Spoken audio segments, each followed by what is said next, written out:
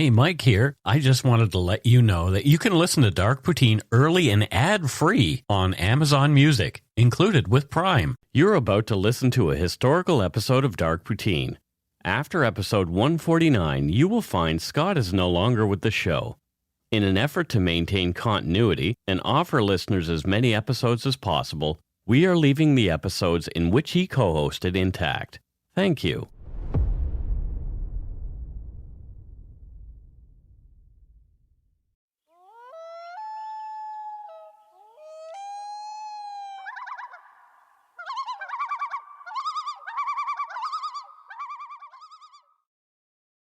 Those damn loons won't go away. They just show up every week. Caw-caw. Well, loons are pretty, though. They are pretty. Yeah, I like loons. They make pretty sounds. Yeah. Apparently they can't walk on land because their legs aren't made for it. Get out of town. Yeah. Weird, eh? How am I just learning that fact now? I don't know. Welcome to Dark Poutine. I'm Mike Brown, creator and host. With me, as usual, is my good friend and co-host, Scott Hemingway. Say hello, Scott. Hi, my lovelies. Oh, lovelies now. Yep. Our beautiful group of listeners. Here's a disclaimer. The views, information, and opinions expressed during the Dark Poutine podcast are solely those of the producer and do not necessarily represent those of Curious Cast, its affiliate Global News, nor their parent company, Chorus Entertainment. I'm just claiming. So that's your wife that does that disclaimer. Yeah. Dark Poutine is not for the faint of heart or squeamish. Listener discretion is strongly advised. We're not experts on the topics we present, nor are we journalists. We're two ordinary Canadians chatting about crime and the dark side of history. Let's get to it. Put on your toque, grab yourself a double-double and a Nanaimo bar. It's time to scarf down some Dark Poutine. I don't know why people like it when you do that. I don't know why people like anything now you're you're stuck doing it. I know. Forever.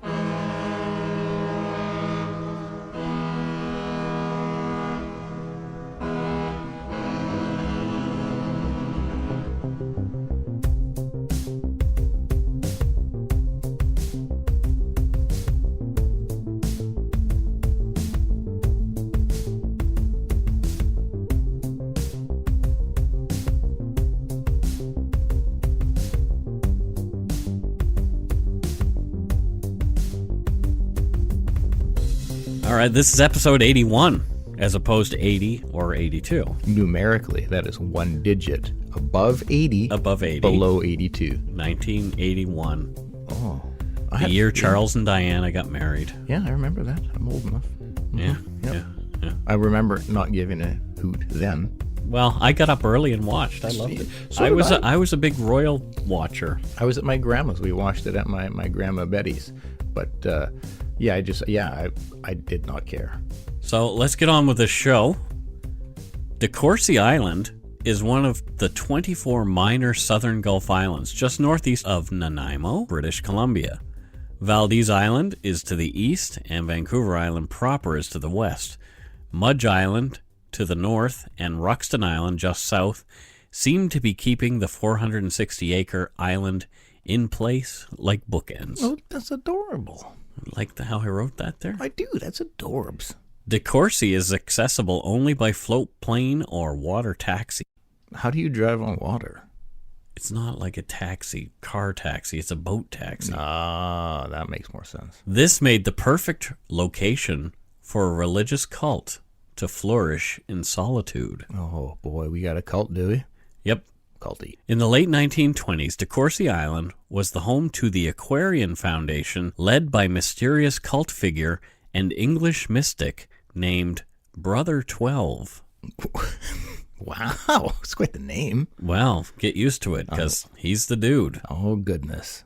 They first set up shop close to Nanaimo in a small community called Cedar by the Sea, but when Brother XII wanted more privacy, they moved the core group to DeCourcy Island. Oh, Cedar by the Sea sounds lovely. It is. As with many cult leaders, Brother XII's power went to his head, and he was overtaken by lust of the flesh and greed. No, not a cult leader. Amazing, If right? you can't trust a cult leader, who can you trust? It was said that when he fled, he left behind most of his fortune in gold, as it was way too much to carry. Some believe that Brother Twelve's riches still lay buried somewhere on DeCourcy Island. Wait a minute.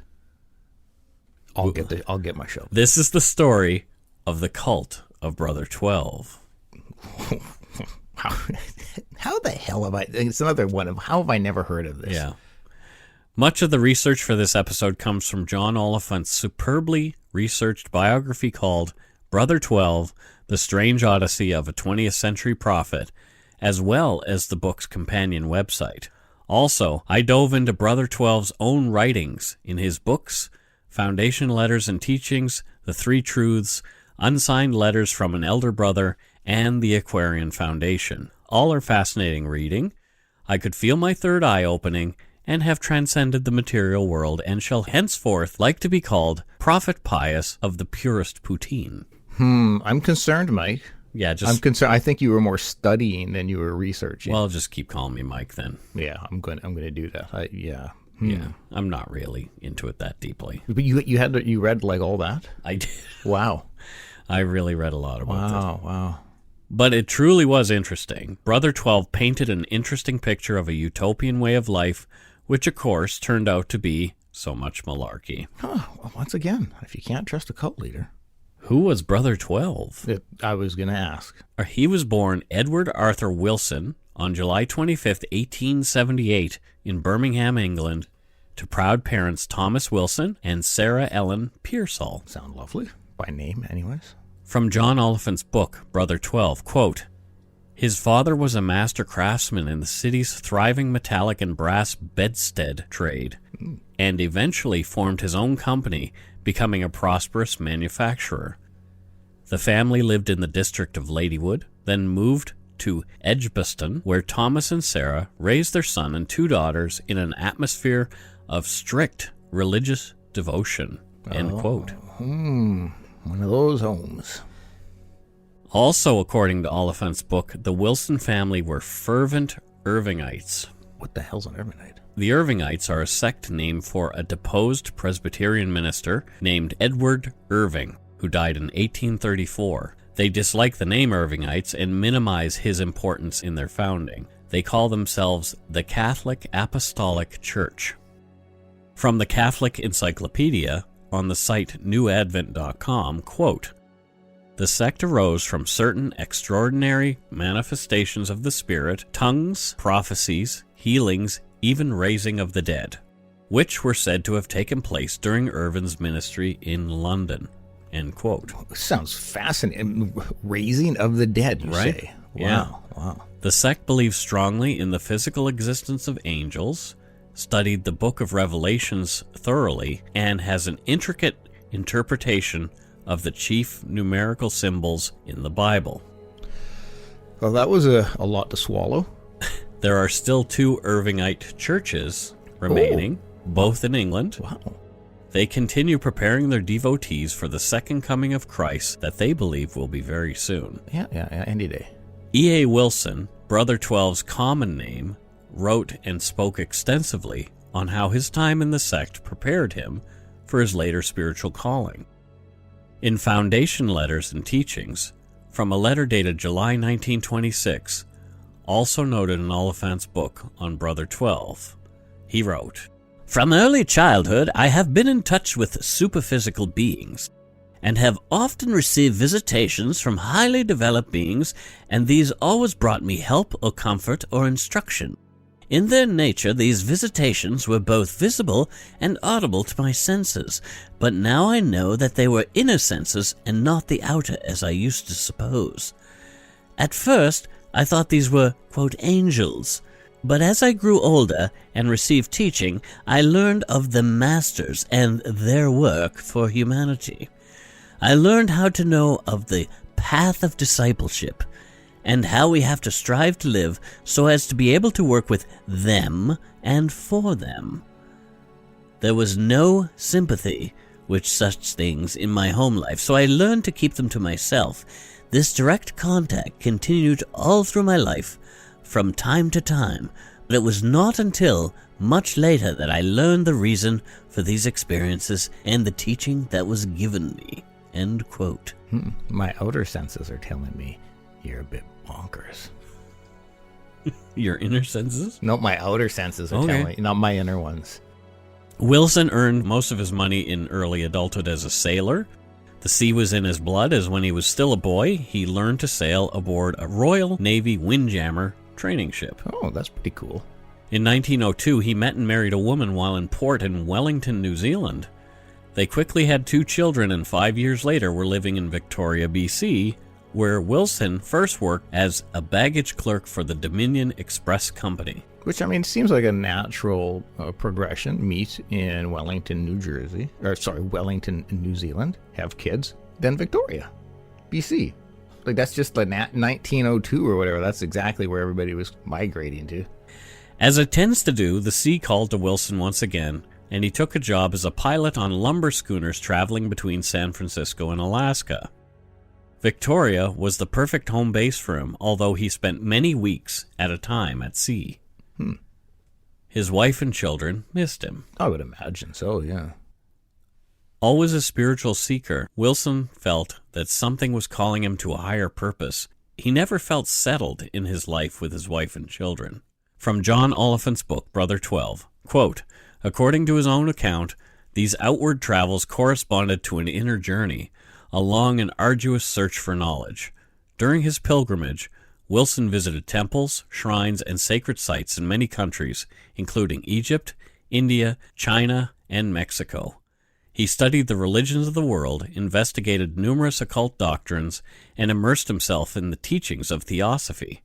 He also practiced various spiritual disciplines by which he achieved higher states of consciousness.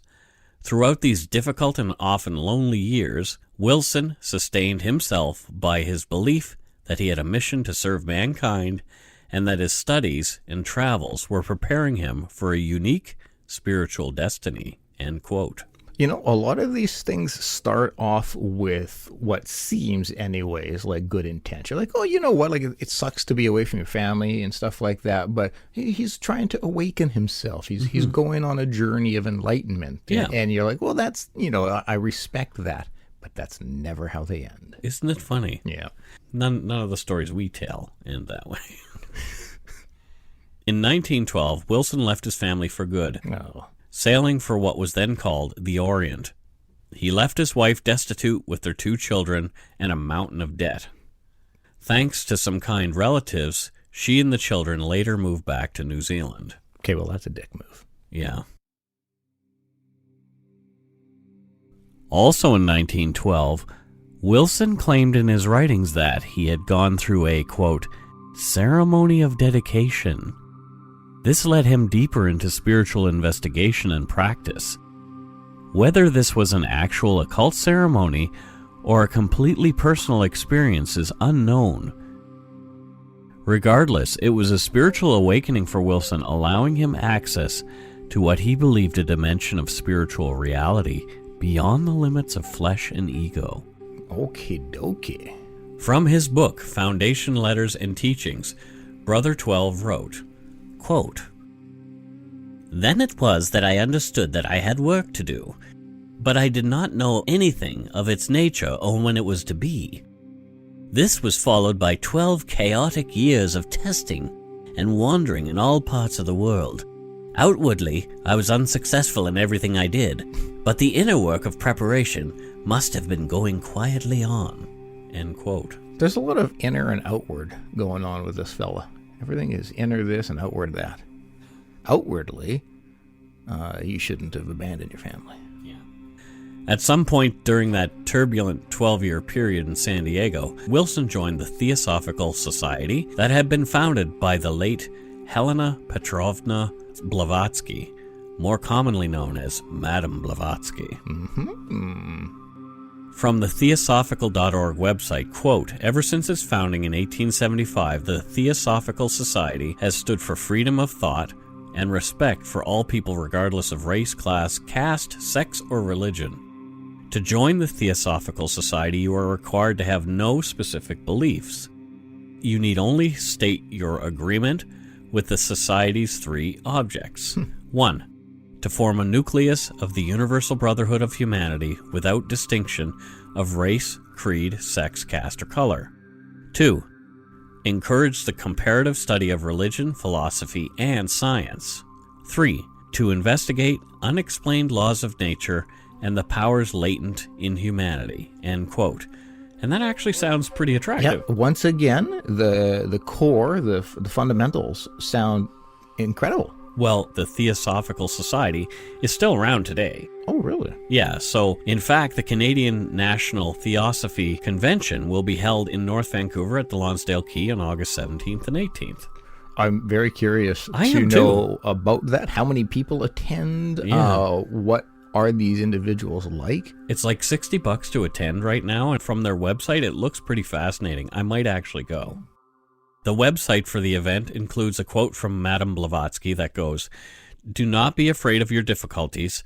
Do not wish you could be in any other circumstances than you are. For when you have made the best of an adversity, it becomes the stepping stone to a splendid opportunity." And those beliefs really resonate with me. Like, seriously. I mean, it there's a lot of, in what's being said there, what you'll learn going through self-care and coping techniques in mental health journeys, because it's about accepting the now, accepting where you are, and just acceptance with how life is. And so there's a lot of that in there. Yeah.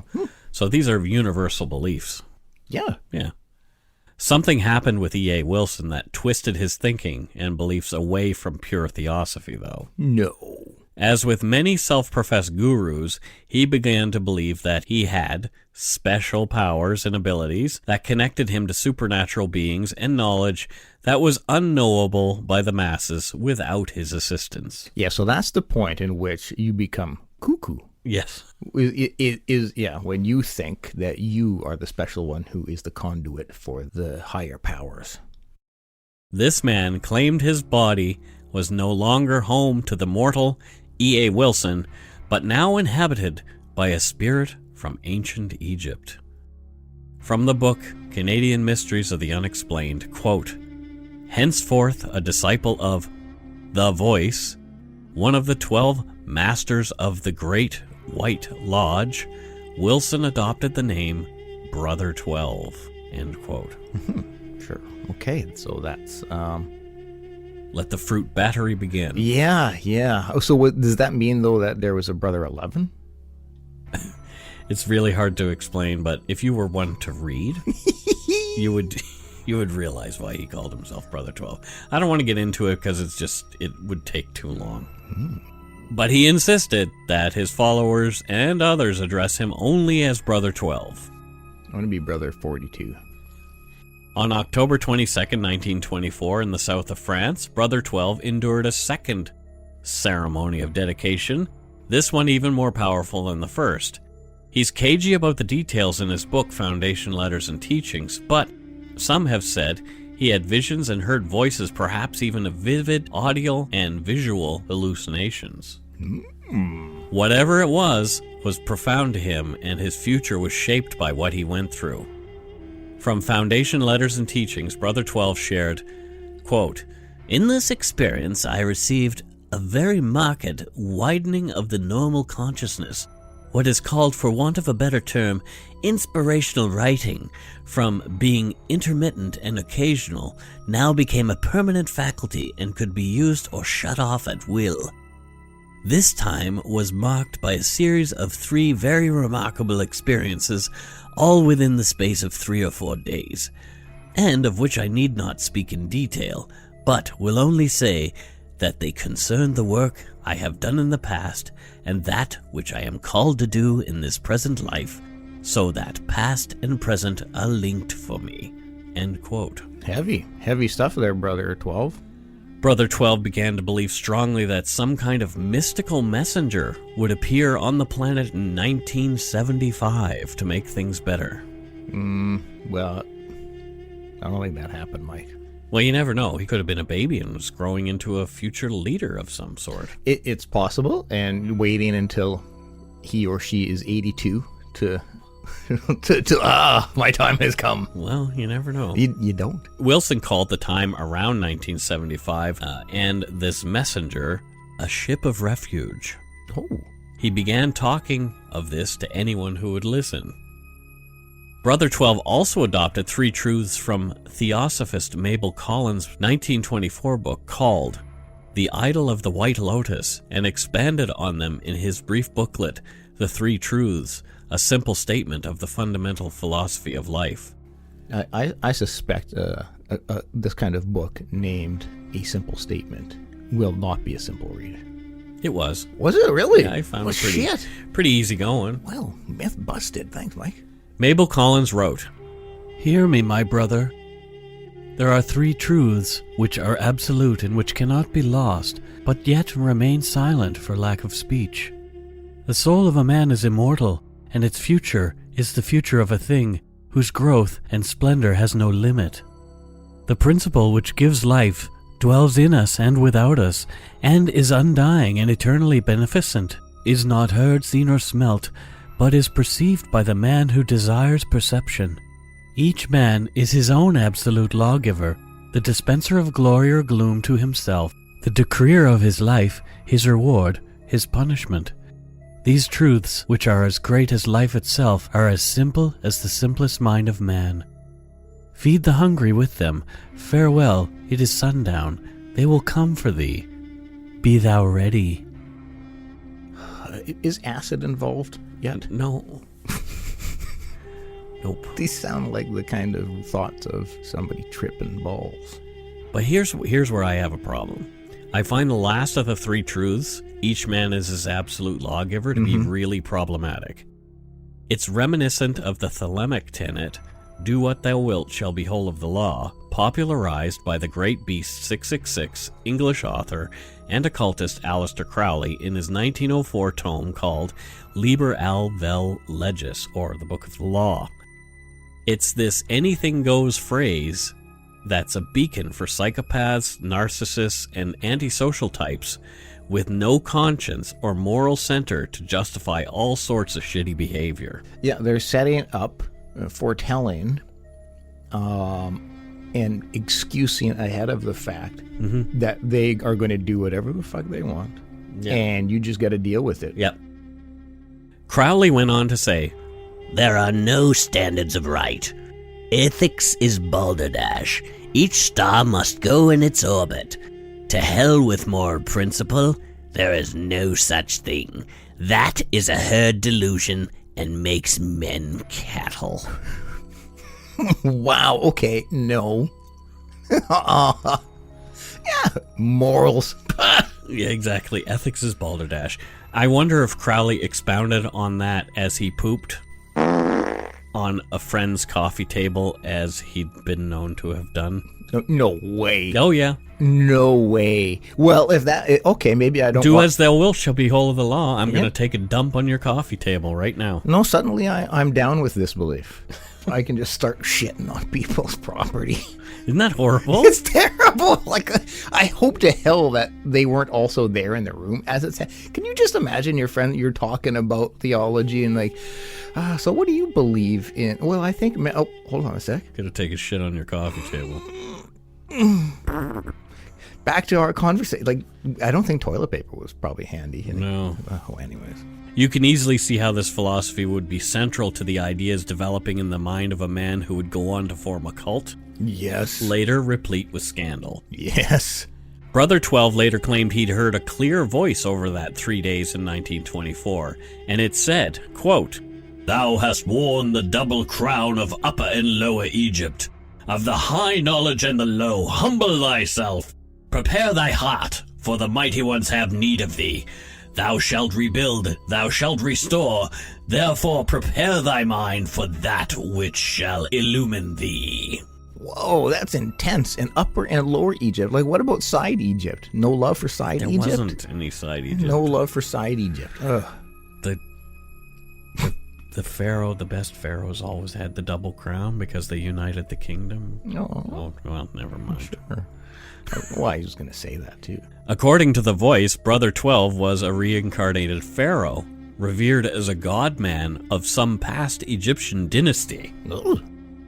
He continued his writing that came to him often while in a fugue or trance-like state. On April 27, 1926, Brother 12 claimed he received another message. This one was an invocation that came to him directly from the reign of the famous pharaoh Akhenaten. Oh, yes. Each of Brother 12's followers were supposed to reverently chant these words, called the Invocation of Light, upon awakening each morning and just before bed every night. O thou who bringest the dawn, who renewest the day without ceasing, whose splendor is the brightness of the morning, fountain of life and source of light eternal, increase in us thy knowledge and thy strength, thou who shinest in the east, who showest the west thy glory, and art supreme in the high heaven. Thou fillest thy houses with light, and thy mansions with hidden power. Thou sustainest the seven lords, the shining ones who keep thy path, and we who serve thee through their ray. O light ineffable, increase in us thy wisdom and thy power. Dwell in us, we are one in thee. See, that's why I can't do cults. I just don't have the dedication to chant morning and night. Like I can't remember that. Yeah, you got to learn something. I can't remember that, and then wake up like I'm just like, coffee. I'm not like, oh, thou light of thy earth. Like, no, Yeah. no. I just like, yeah. Everything else, cool. I'm down with. But memorizing and chanting, no, Not so much. no.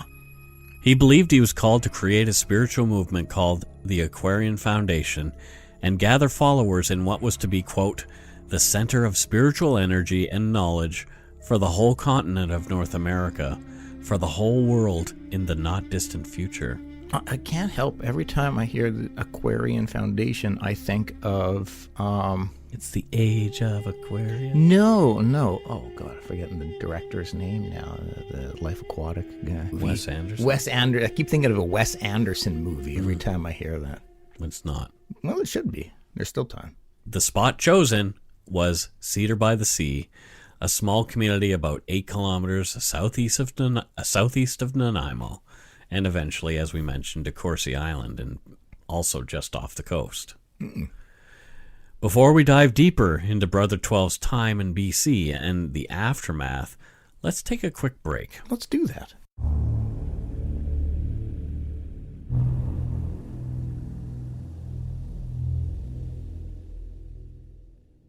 On Brother 12's 49th birthday, July 25, 1927, the first general meeting of the fast-growing Aquarian Foundation was held with many believers and patrons in attendance.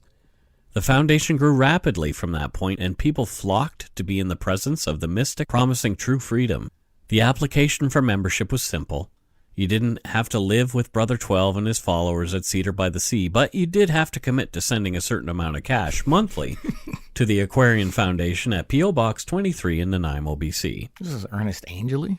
Pretty good deal for assured salvation. Just send a bit of cashola. You buy your way to heaven. Right? Oh, Why not? Beautiful. That's what God intended. There were plenty willing to make a larger sacrifice and move to the area with Brother 12. Entire families, some with multiple children in tow, from all over the U.S. and Canada began to uproot themselves, giving everything they owned to Brother 12 for what they thought was the betterment of the overall community.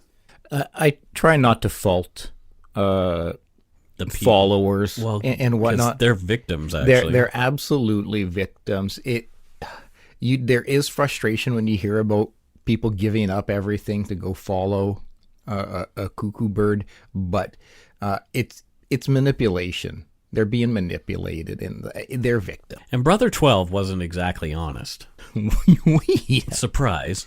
He was telling people he was born of an Indian princess. Okay, no. And he was also telling people that he'd never been to British Columbia before, that it was given to him by the spirits, the idea to move there. He found it on the internet. Yeah, pretty much. But remember, he lived in Victoria in the early 1920s. That's right. From New Zealand to Victoria. Exactly. So, oh well, it really gets interesting here. Wait, it wasn't already? In 1928, with the help of followers and prominent members of the KKK in the U.S., Brother 12 created a third party to go up against the Republican and Democratic parties. He was supporting a well-known racist senator from Alabama named James Thomas Helfand. In the end, Herbert Hoover won the election, and Helfand did not even get a single vote from the Electoral College. But Brother 12 had made a huge impact. Okay, so what about like that core fundamental belief that he was supporting for quite a long time about not judging Race and race, stuff? gender? Well, maybe, that didn't quite fit what his real ideals were, Scott. True, narcissism. Undeterred by election loss, Brother 12 traveled all over North America seeking initiates to his new spiritual community, especially among the wealthy. He had many convinced that there was an invisible empire of evil that was causing grief and suffering in the rest of the world, and only through following him could people find freedom from that evil. Following and money. Right. Yeah. Clearly the only path to salvation. A couple of Brother 12's favorite targets he claimed were involved with this empire of evil were the Jews and Roman Catholic Church. So again, jeez, the Jews get another whooping. Right? From John Oliphant's book, Brother 12, quote, Brother 12's disciples believed that as a member of the Great White Lodge, he possessed the powers of an adept. He could leave his physical body at will and travel in his spirit body to any part of the world. He could enter locked rooms, listen to secret deliberations, read sealed documents. Nothing could be hidden from him. It was also believed that he could wield powerful occult forces in his battle against the, quote, Brothers of Shadow, the black adepts who were trying to lead mankind astray, end quote. It sounds kind of like the Illuminati. Well, it's just it's a New World Order. Yeah, the reality, though, it's just another tactic of control. I can see and hear everything. That you can't also. Yep, and so you can't hide anything from me if you start to sway from our belief or what I tell you to do. I'll know. Many fell for the charismatic little man's pontificating, drinking in his baloney like thirsty people who had been lost for months on Earth's driest desert. Well, there's truth to that. They are lost people who fall victim. Yeah. They're lost individuals looking for... Everybody's a seeker, right? And this is why anybody can fall victim to this kind of thing. It doesn't take a special kind of individual to get sucked in by a con man like this. Just the right place at the right time of loneliness and being lost, and somebody comes along with perceived answers. Right. Fresh from the hell they'd seen during World War I and seeing the excesses practiced in the 1920s, many conservative folks believed the world was heading down a crazy hedonist path. They weren't wrong. Brother 12 preyed on those thoughts as well. From John Oliphant's book, Brother 12, quote, Brother 12 concluded that whether men knew it or not, they were rapidly approaching the most terrible conflict in the history of mankind upon the planet, which World War II is kind of true. They were moving swiftly toward the culminating struggle between two great opposing powers, the powers of darkness and the forces of light. The final battle was about to be fought. Armageddon. Yep. End quote. Yep, been waiting. And that's another familiar theme from cults, is Armageddon's coming. Yep. I'm preparing you for this. Well, religion, not even just cults. It's this... Well, not every religion. Well, yeah, you're right. But a good bulk of them, it's about the end of days are coming. Yeah. So do what we say, so you'll be safe. One woman provided at least $25,000 to Brother 12 after only a 3-hour meeting. She was the wealthy heiress of a Mayflower family. There were many others providing lots of cash to the growing community as well. One man, the poultry king of Florida, Roger Painter, after giving much over time already, provided $90,000 in cash to Brother 12 after a visit to the compound at Cedar by the Sea. So Holy shit. One-time donation of $90,000 in 1928. Yeah, so 25,000 and 90,000 in 1920s. Yes. Holy crackers. And these are just two of the donators. Yeah, there was much more that was coming in. Like, that's a lot of coin back then. Hell, it's a lot of coin now. From the book Canadian Mysteries of the Unexplained by John Marlowe, quote, those who had chosen to live at the colony were expected to sever all ties with their former lives. In the outside world, all that they had possessed was expected to have been converted into gold coins, which they would surrender when moving to Cedar by the Sea. Brother 12 then placed these offerings in sealed mason jars. He explained the necessity of this latter sacrifice in a personal letter. True discipleship means a life dedicated to the service of humanity. It is diametrically opposed to the preferences of the personal self. No compromise between the two is possible. Therefore, the first requirement is the surrender of personal possessions, an actual, not a theoretical surrender. If the disciple is truly dedicated, it follows that all he has is included in the dedication of himself. This is the first requirement, and it constitutes at once a safeguard and a test which the insecure will be unable to face. End quote. So another control mechanism. Totally. He's telling you you're a weakling if you can't give up all your money. Yep, and you need to be fully dependent on me. 100% dependent on me. You have nothing but me. Yeah, so all cult-savvy folks will see this requirement as a huge red flag, obviously. Yeah. If anyone is asking you to donate all your worldly possessions to them for your own, quote, spiritual health, you can probably correctly deduce that they're shitty business afoot. That is a brilliant assertion. Shitty business. Yeah, just run the other way. If somebody says, give me all your money and I will make you whole, it's like, guess what? You can do with your whole. Yep. I'm going to keep my $20. Exactly. Before the move to DeCourcy Island and more solitude, Brother 12 lived in what he referred to as, quote, the House of Mystery, on a cliff above the current boat ramp on Nelson Road. I wonder if that place is still there. Yeah. Let's go. I want to go. It's believed that in this house is where Brother 12 began to abuse his power over his female followers in a classically evil way, for his own sexual gratification veiled in spiritual motivations. How is it all? Sex is always involved. That's a great question. It's always... it's a power thing. Except for the Hale Bop people. There's still a sex component, control of sex. Right. Brother 12 brought a married follower from New York, Myrtle Wells Baumgartner, into his bed, bringing the first scandal to the group and the first hints of distrust among some of his followers. I just got to point out that Myrtle is like totally an early 1900s name. You can't imagine somebody named Myrtle being overly sexy. No, and you don't get a lot of Myrtles nowadays. Yeah. So sorry if you're a sexy Myrtle, but... awesome. Great. Yeah. Way to break... We don't mean to offend. It's just, it's what first comes to mind. Exactly. Brother 12 called this a personal matter, but later claimed that he and Myrtle had been involved in ancient Egypt in a previous life. Oh, okay.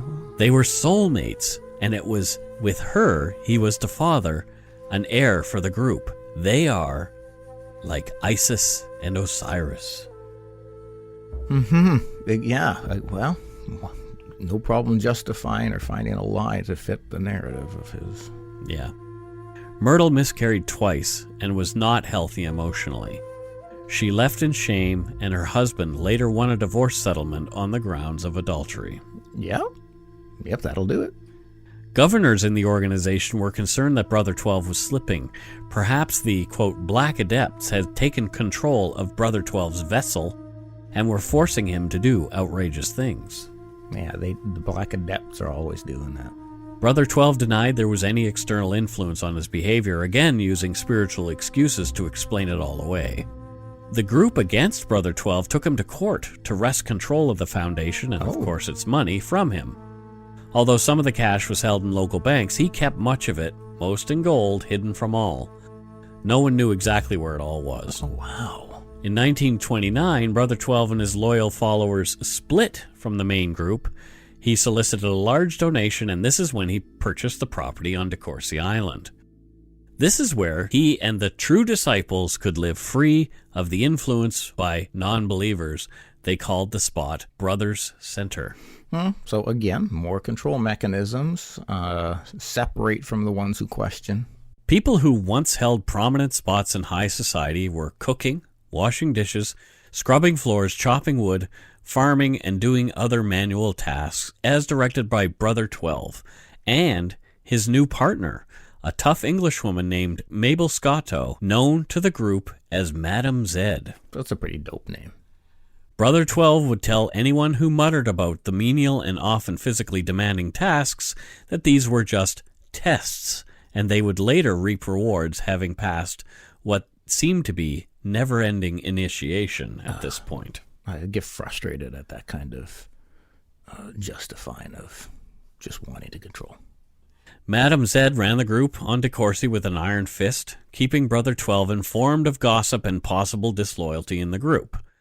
Anyone who was seen as trouble was banished back to Cedar by the Sea and the main group. They were taken there and dropped off by the tugboat that belonged to the group on the island. I'd like a tugboat. Me too. Madam Zed also kept Brother 12 satisfied in bed. She also freed up his time to write and complete other pet projects around the compound. It was at this time people began to flee. Even some of the most fervent believers made their way back to Vancouver Island and even left the foundation altogether. In a 1930 ceremony performed by himself, and not legally binding, Brother 12 declared he and Madam Zed married. They took off to England and spent most of that year abroad. Okay. When he returned, Brother 12 revealed a new plan for the colony. More work for everyone. If they didn't like it, they would suffer the shame of banishment from his group and lose their salvation. Yep. And the money they have put in to Brother 12. Brother 12 became more and more paranoid, thinking that even the most loyal followers were against him. This resulted in his becoming increasingly cruel to them. Oh, shit. At one point, the family of a girl who'd chosen to live with the group involved police, saying that she had been kidnapped. After chasing the authorities from the island, Brother 12 demanded that the group purchase a number of rifles and ammunitions to repel future attacks on the group's freedom. Yeah, if this doesn't sound familiar to people, you don't know cults. It sounds a bit like David Koresh in Waco at this point. 100% what I was thinking. As people left the island and no new recruits came to replace them, the workload increased for those left behind. People were driven to exhaustion, working from 2 in the morning until 10 at night. Jeez. Injuries were frowned upon as a distraction, and group members were forced to continue working even if bleeding or in pain. Holy shit. One follower called this time not a brotherhood of love as he'd been promised, but a brotherhood of hell. People stayed on for fear of losing their place beside the prophet, Brother 12. I would imagine, though, as indicated, the numbers are dwindling. Yeah. But he's got control over some people's minds, right? Yeah. Well, especially once you've put this amount of time into something, you also don't want to stop because you feel like, well, that's an admission that I've wasted my time. Any stranger who'd set foot on the island was threatened and chased away on Brother 12's orders. In 1932, things came to a head. From John Oliphant's book, Brother 12, quote, "The crisis came with the appalling treatment of Sarah Puckett. The 78-year-old retired San Francisco school teacher was told by Madam Zed that she must drown herself by falling backwards out of a rowboat so that her spirit could return to the colony and report on the afterlife. Sarah took this bizarre assignment seriously. For 3 consecutive evenings, she allowed herself to be rowed up and down in the deep waters off the point. But each time she tried to throw herself backwards out of the rowboat, she was unable to do so because she failed to hear the little voice that she believed called every good Christian to heaven when it was his or her time to die. At the end of her 3rd macabre cruise, Madam Zed heaped such abuse upon Sarah for failing to do her duty for the cause, and the despairing woman broke down and wept." Oh, my. End quote. That is terrible. That is like trying to convince somebody that they need to kill themselves, and when they don't, you just lash out at them. Yeah. Oh, my God. Brother 12 received a letter from the senior members of his most loyal followers still remaining on the island. They were done with him. The treatment of Mrs. Puckett was the last straw. Yeah. They were declaring independence from him and called for a meeting so they could put a stop to his now tyrannical reign once and for all. I see it going well. Cult leaders typically love that kind of dissent. Like, hey, no problem, guys. Thanks for being a part of this. Brother 12 refused to hold the meeting and ran off the dissenters, taking them in groups back to Cedar by the Sea in his ramshackle tugboat. Oh, that's not what I was expecting. During this time, when all seemed to be falling apart, Brother 12 was still able to convince another follower left on the island with him and Madame Z to sign over what remained of her land in the United States. A few days after that, even the most loyal were taken and dropped back at Cedar by the Sea. There, all the jilted group formed a coalition to continue their commune, but without their leader. Brother 12 was out. The group, scared that Brother 12 was somehow watching them, sought legal help. Individually, people wanted their money back from him and began to sue. They believed Brother 12 was able to control black powers beyond them and that they would be punished for their disloyalty. So they were terrified in doing this. Yeah. Some claim that Brother 12 was psychically attacking them as well. One man even believed Brother 12 had paralyzed him for a time using his mental powers. Damn. In court, the Poultry King of Florida, Roger Painter, explained how Brother 12, working through fear and intimidation, kept people in line. He was using other powers as well. Painter claimed that Brother 12 could murder someone even without using physical force. He could kill them with his mind. Mind kill. Painter said, quote, he would stand him up there in the center of his imagination, and meaning the person that was the target. Yeah. And he would begin his tirade, cursing and damning that spirit, and then going down this way with his hand and that way, cutting what they call the etheric, which is the finer body from which the physical gets its life. The operation was supposed to, that is, the physical organism, as I understood it from him, the physical organism would gradually become depleted and die. Painter claimed that more than one person died this way. Oh, man, that is weird. But there's no evidence to back that up. Well, there's diseases, there's many illnesses that will take people away, and if you've... Yeah. So I mean, it could easily just be people passed away from natural causes, but and he will assume it was him. Even though former followers were winning their court cases, it was all for nothing. Madame Z and Brother 12 vanished, and some of their riches went with them. Here's a report from Global's Paul Johnson about the end of Brother 12 and the mystery that remains. We're on our way to DeCourcy Island near Nanaimo, looking for the few things that remain of a strange movement, its mysterious leader, and one of the most bizarre chapters in BC history. You can probably see a little bit of the fence there, and there was at first communal living, and then they, depending on how you advance within the society, would depend on whether you got to have your own cabin. Brother 12 had the women of the group here patrol around the island. BC historian John Mitchell leads us up through the evergreens in Arbutus to a stone pile on the island, what's left of a rifle pit where women were trained to defend a utopian society and its gold. He could look into your soul, know what you were missing, what you wanted to see, and he could be that for you. He could give you that peace. He had over 40 cases of gold in quart jars. His preference was US $20 gold pieces. At its peak, Brother 12's followers were building a new society centered around this home south of Nanaimo and the small farm on DeCourcy, meant to weather the apocalypse he warned was near. Like many charismatic leaders who offer spiritual salvation in exchange for your loyalty and your money, things eventually unraveled for Brother 12 and his followers here in the Nanaimo area. And at the end of 3 years, the group didn't like the fact that he took a mistress. Brother 12, it turns out, had a taste for such non-celestial pursuits like women and gold. His followers revolted. There was a court case in Nanaimo, and in a fit of rage, Brother 12 sank his prized sailboat, destroyed the DeCourcy compound, and took off. He managed to make it over to England. Well, there's a record that he died in Europe.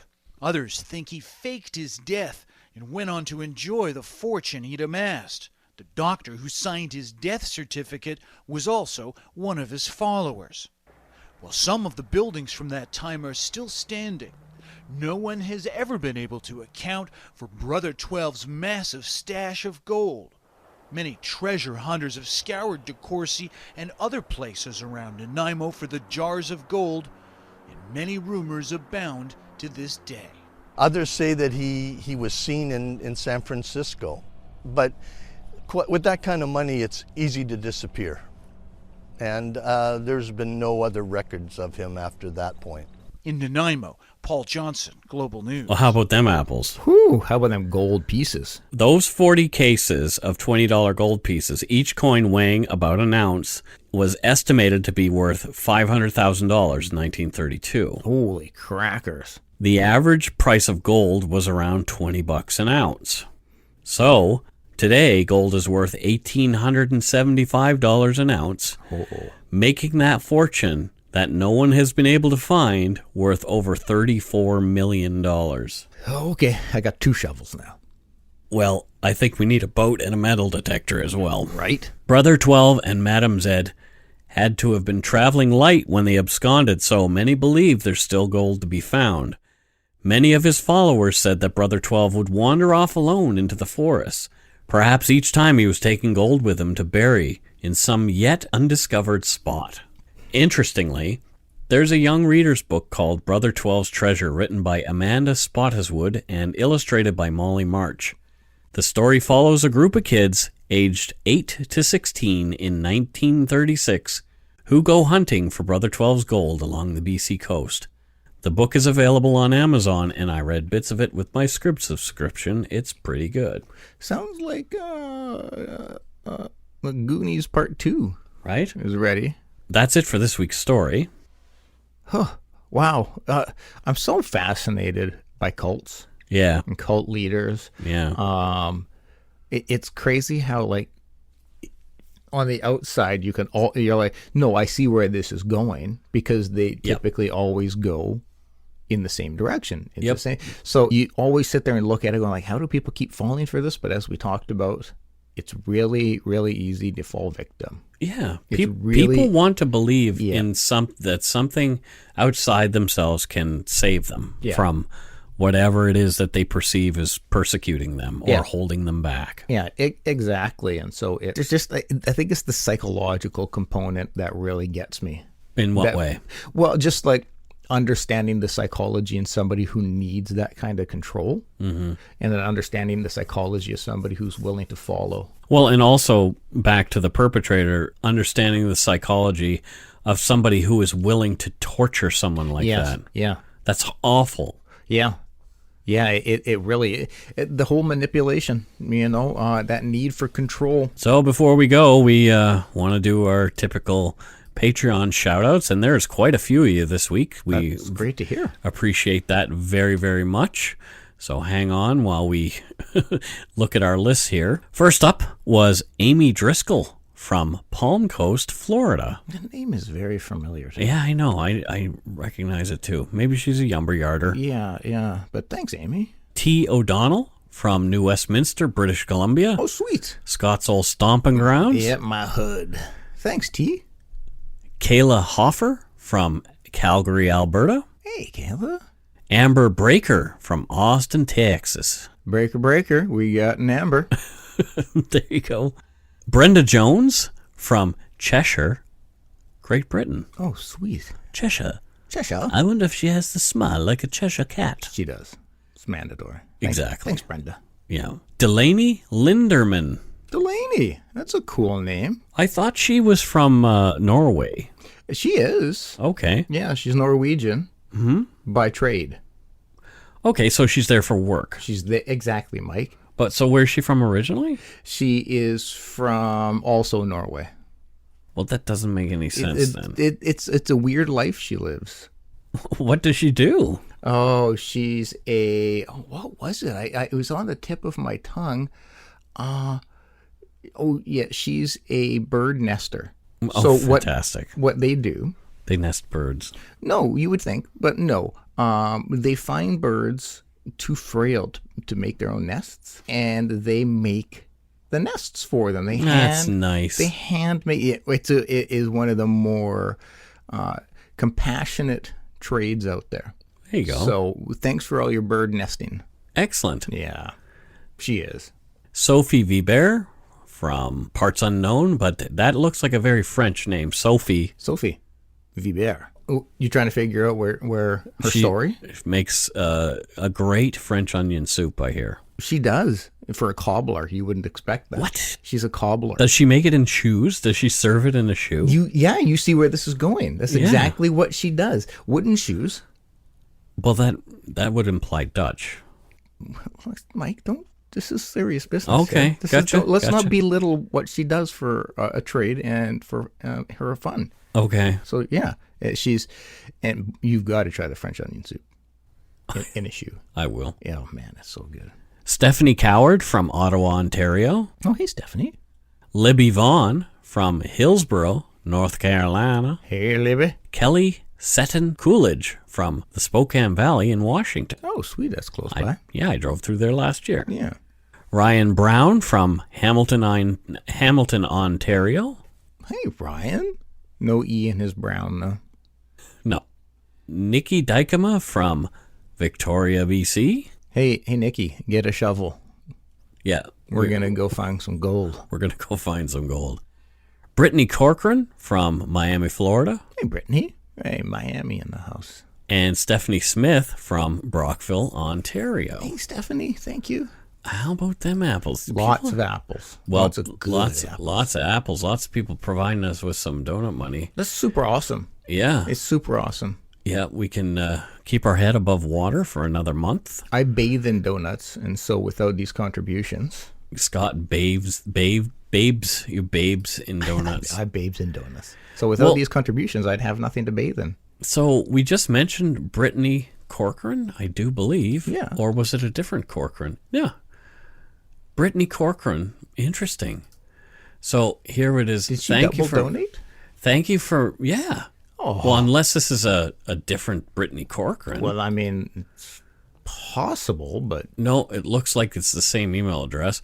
But she says, thanks for making my day great with your podcast, Brittany, Missoula, Montana.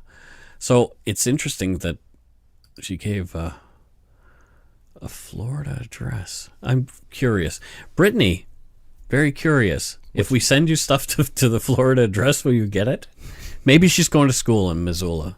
It could be. Yeah, who knows? Because there's a university there. Okay. There's a good book by John Krakauer there written about the Missoula school. It's quite disturbing, but it's a good book. Wow. So there you go. Thank you, Brittany, very much for double donation. Double dipping. Not so kind of you. Yeah, we really appreciate it. And here's another friend of ours from the Yumber Yard, Miranda Difford. Oh. So buy us more poutine, it says.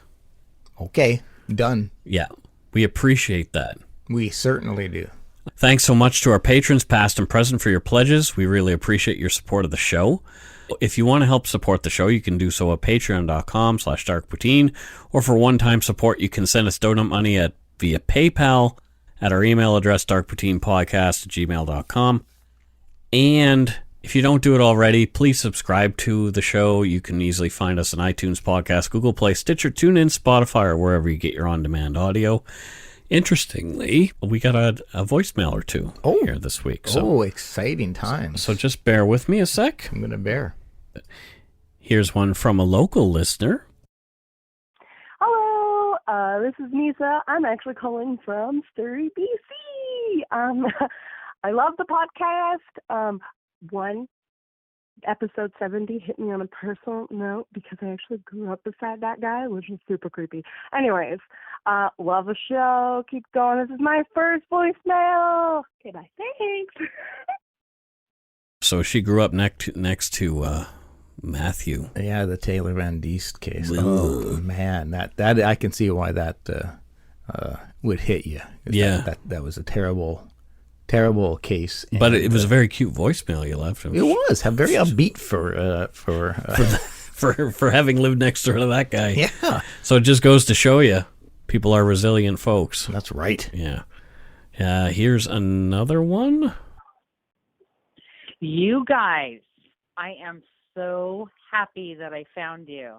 I found you probably a couple of months ago, and I have never been more complete I can listen to you guys, and you guys continue to actually do a show and not have any other weird conversations in between. You guys get straight to the point, but you also have your own input, and I completely appreciate it. You guys, I love you, both of you.